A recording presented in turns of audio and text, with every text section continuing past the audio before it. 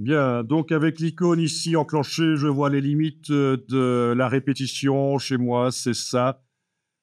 Et je vais agrandir parce que je ne veux pas qu'ils se superposent. Donc finalement, les options de chevauchement n'ont plus aucun intérêt si ça ne se superpose pas. Voilà. Et voilà.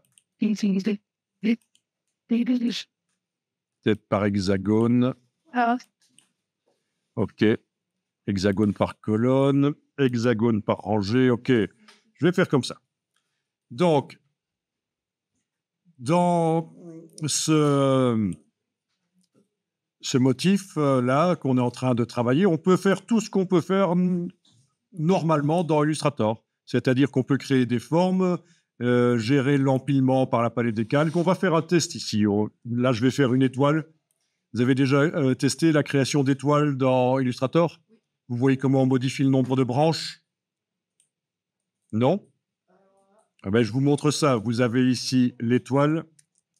Alors l'étoile, ne la tracez pas n'importe où. Il ne faut pas commencer à la tracer loin de où se trouve l'image. Sinon, vous n'allez pas comprendre comment gérer le motif. Il faut quand même que ce soit relativement proche. Voilà. Alors, l'étoile vient d'être tracée. En tant que fond, dans la case de fond de l'étoile, je vais aller mettre une couleur. Vous choisissez une couleur. Voilà. Parce que l'étoile était remplie du motif. Ça ne va pas. Bien.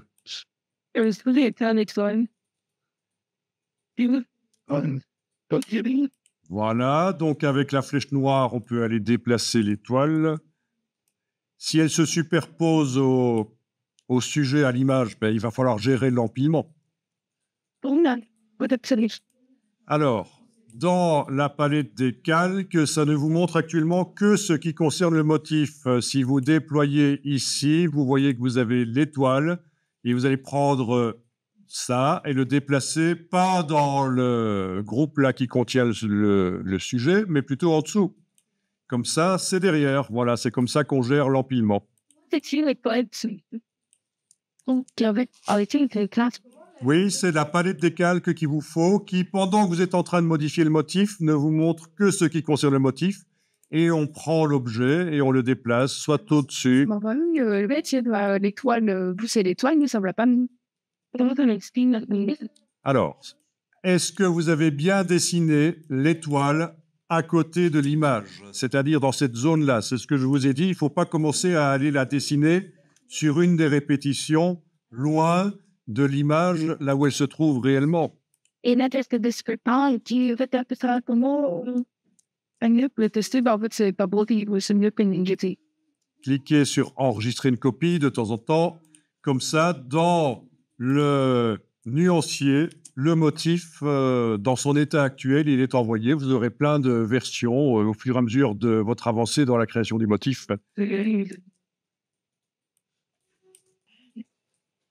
Bien, je vais redessiner une autre étoile, mais vous ne connaissez pas donc le système, donc je vous montre. Regardez. Pendant que je suis en train de tracer l'étoile, je peux jouer avec des flèches, les flèches sur le clavier pour déterminer le nombre de...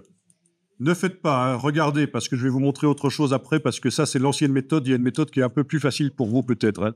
Donc ça, c'est le nombre de flèches, de pointes de l'étoile, avec les flèches au clavier.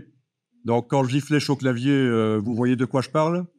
OK, parce que tout le monde ne voit pas toujours de quoi je parle. Ensuite, la touche contrôle du PC ou du Mac, je peux déterminer les diamètres. Voilà.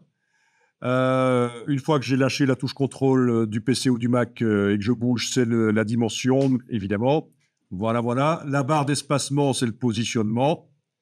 Enfin, voilà des options, pendant qu'on est en train de faire l'étoile, des options qui sont possibles. Voilà, je lâche le bouton à souris. Mais je vais supprimer pour vous montrer que je vais en refaire une nouvelle ici avec 5 pointes. Voilà. Touche contrôle du PC ou du Mac, je refais une étoile à peu près normale, comme ça. Si on enfonce la touche option, on a une étoile type, comme ça, vous voyez ce que je veux dire? Voilà, la touche Alt, ça permet de faire ça. OK. Mais alors, il y a une nouveauté dans Illustrator depuis quelques versions, c'est que dans le menu Fenêtre, Propriétés, on a la possibilité, après avoir lâché le bouton la souris, et ça ne marchait pas comme ça avant, on a la possibilité d'aller modifier les choses. Excusez-moi, c'est peut-être bien Fenêtre Transformation. Oui, Fenêtre Transformation. Ceci dit, on a aussi dans les propriétés, vous voyez ici, hein, si on clique sur les 3 petits points, mais allez plutôt dans Fenêtre Transformation, et là, vous avez le nombre de pointes de l'étoile, les 2 rayons, les 2 diamètres, voilà. Donc ça, c'est encore modifiable.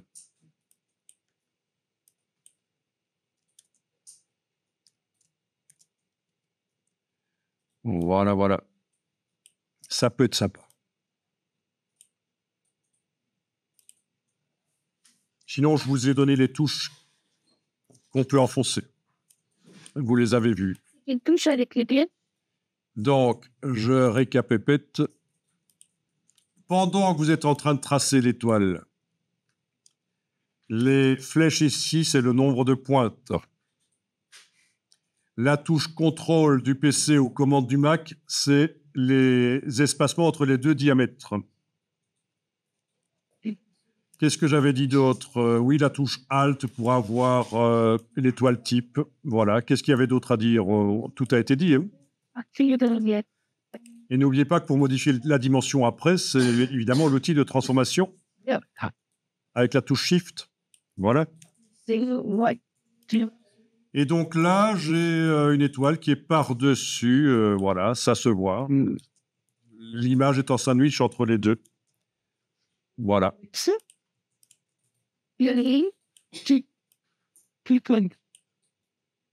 Enregistrer une copie, OK, voilà. Ça vient de s'ajouter au nuancier. Donc, c'est la création de motifs.